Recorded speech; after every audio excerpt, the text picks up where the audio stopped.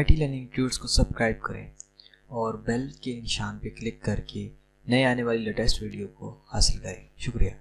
अस्सलाम वालेकुम viewers, IT learning tuts की जानिब से मैं हूं फैज़ान ज़फ़र।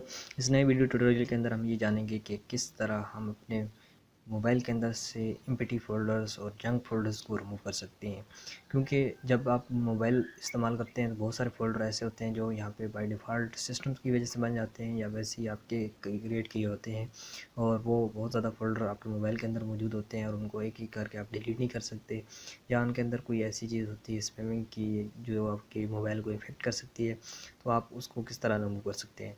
वीडियो शुरू करने से पहले आपने अगर हमारा आईटी लर्निंग ट्यूट्स का यूट्यूब चैनल सब्सक्राइब नहीं किया तो जल्दी सब्सक्राइब कर लें ताकि नए आने वाली लेटेस्ट वीडियोस आपको मिलती रहे। सो चलती है, स्टार्ट करते हैं। सबसे पहले इसके लिए आपको एक ऐप डाउनलोड करनी होगी, एमपीटी फोल्डर क्लीनर।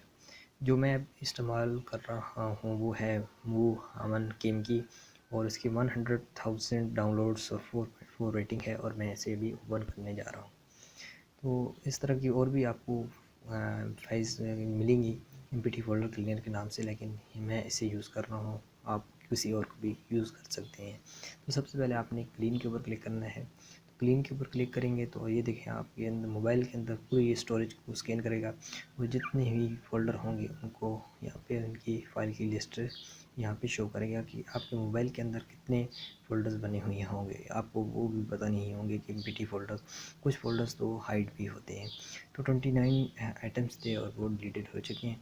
ये देखें, दोबारा हमने इसको चेक किया तो हमारे पास 0 आइटम्स डिलीटेड लिखा हुआ आ रहा है। तो इस तरह आसानी से आप अपने मोबाइल के तमाम एमपीटी फ़ोल्डर्स को क्लीन कर सकते हैं। सो उम्मीद है ये वीडियो भी आपको पसंद आई होगी। मिलते हैं नेक्स्ट वीडियो के अंदर, तब तक के लिए अल्लाह हाफ़िज़।